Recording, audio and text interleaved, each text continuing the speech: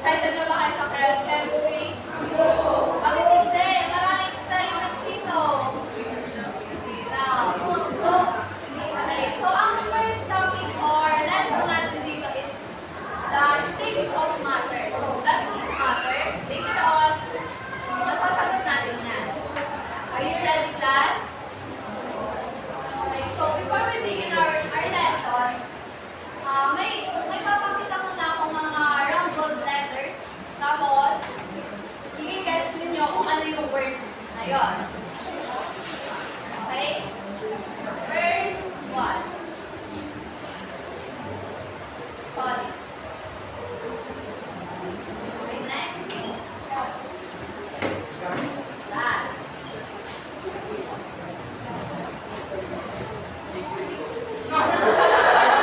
Okay. Ano saya yung isa?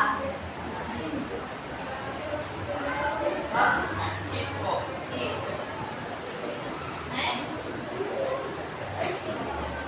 Yes. Change. Okay. So allow me to present our lesson objectives. At the end of the lesson, you should be able to first describe the three types or three common phases of matter, explain the different properties of solid and fluids, and lastly explain phase changes and the energy involved in the process. So, before we begin, I have ano yung mga matter or the three phases of matter. Okay. Sino ang magbigay sa akin ng three phases of matter? Okay, very good. Ayun ang solid, liquid, and gases. Or double S pa siya. Okay, so liquids, these are the strong ones. What's your definition? Okay, so ano yung napansin niyo sa particles niya? Ito sa illustration natin. S pa. Dikit-dikit siya. Ano yung pala yung mas dikit-dikit siya. That makes them solid kasi they tight or super dikit-dikit nila kaya naging solid sila. Can you give some examples pa na natin yun na solid? Yes. Rocks. Next. Armchair. Okay. Good. Another. Yes. So these are the some examples of solids yung nakasabi yata. Cup, shirt, book, and even erasers are solid. Now, liquids, the flowing pen. What's the definition?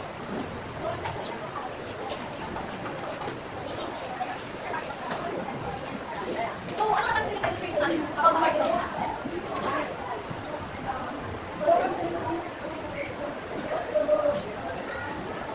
So, yung thing na is naging base na sa paper niya. So, makikita niyo na yung particle ng liquid ay parang sa solids. Yung solids, compact siya. Yung liquid mas parang matak-matak siya. Okay? So, third examples of solid ay liquids. Maple syrup, shampoo, olive oil, and even the orange juice. So, can you give some examples pa? Maybe yung book po natin is hindi po siya updated. So, kahit na sagot ninyo, let's introduce na lang ito para ma-idea kayo about plasma. Okay? What's your definition of plasma? Okay, so as you can see, may charges na ito unlike sa mga particles na kanina. Ang particles nito ay may charges. So, these are the examples of plasma. But wait, na-idea ba kayo sa mga examples ng plasma? Ano ba rin? Yan, nasa likod. Lightning. Tama. Next. Wala na. Okay, so may mga examples pa ako dito. Kaya naman sabi kanina. Lightning, fireball, flame, and comet state. So, ito, tatawag din kayo ng examples ng plasma at least meron na kayo ng sasagot. Ano? So, try natin kayo manipulate ito. Kaya natin kayo natin. Kasi ng low temperature, yung liquid natin is nag-digit solid through solidification. Nasagot nyo ba yan? Para malano. Okay, so take note na lang. Nag-gets ba ito? Sure kayo? Okay, who wants to recite again? Explain yung nasa illustration natin.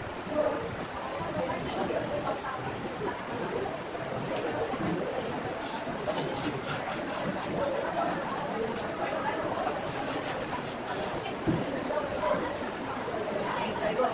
Dito right, isa. Who wants to recite?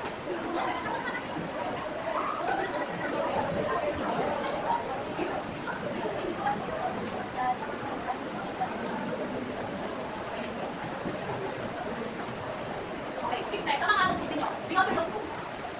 Identify what phase is described below. So, ano na mag-aaral natin tama? Nag-take ba kayo? Okay, so once you have our items now. Matanda dito po. Once it's all here.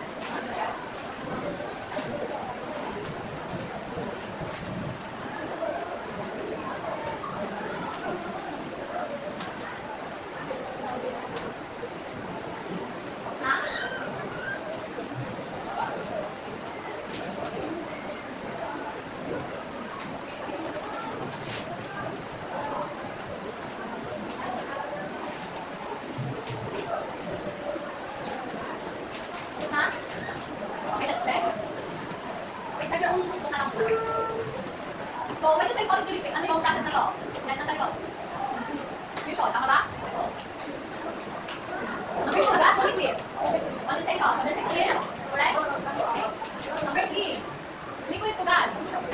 Sa likod. Vaporization, and gas, liquid to solid. Solidification. Ay, kung naintindihan niyo ba yung process ng phase change? Naintindihan? Or babalikan? Naintindihan hindi? Okay. Now, trivia time. Did you know guys, now, ang water is the only substance on Earth that exists naturally in vapor, solid, liquid, and gases. Pwede sila maging solid, liquid, and gases. So, depende na lang ito sa temperature ng atmosphere. The water can change from one physical form to another. Okay, so let's now move on to the properties of matter. We have the physical properties and chemical properties. Who wants to bring the definition of physical properties?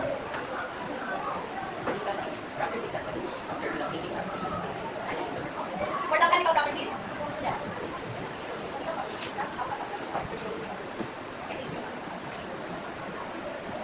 So, here in physical properties, meron tayo tinatawag na intensive properties and extensive properties. Kapag sinabi, intensive properties, para maintindihan natin. Okay, tama. Para maintindihan ninyo kung saan sila ginagamit or ano yung process na nangyayari in your everyday life. So, kunyari, nakasakay ng ice, nag-melt siya, anong process yun?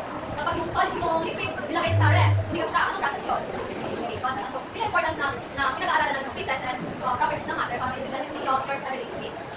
Okay, another quick check. Right true if the statement is correct and right false if the statement is not correct. 5 items lang sa both opinion analysis.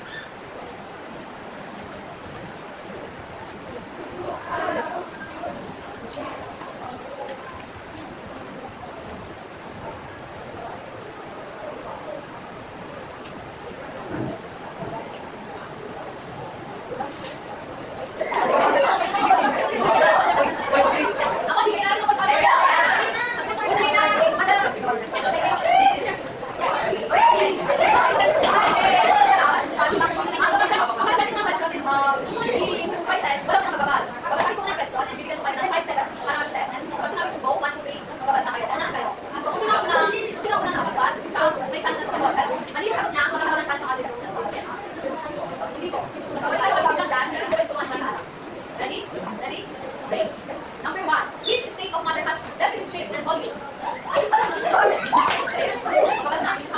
One, two, three. Solid is correct.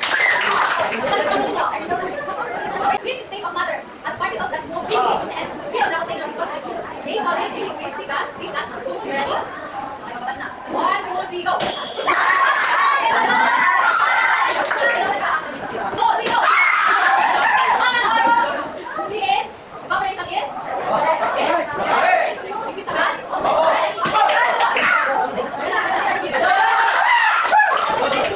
Okay, number 6.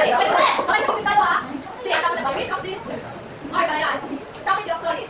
Definite shape and volume. B, takes shape of the container. C, this is compressible and D, solid tayo ah.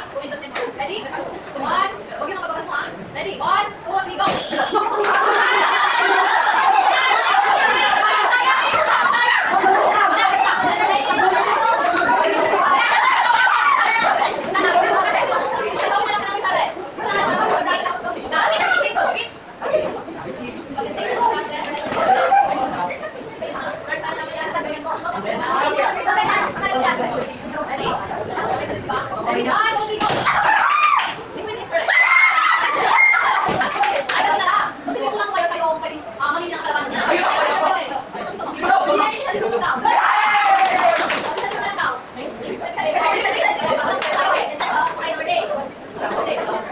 Ready? Which state of matter is easily compressible? A solid, B liquid, C gas. Okay? Okay? 1, 2, 3, go! Solid is? Gas is correct. Wala.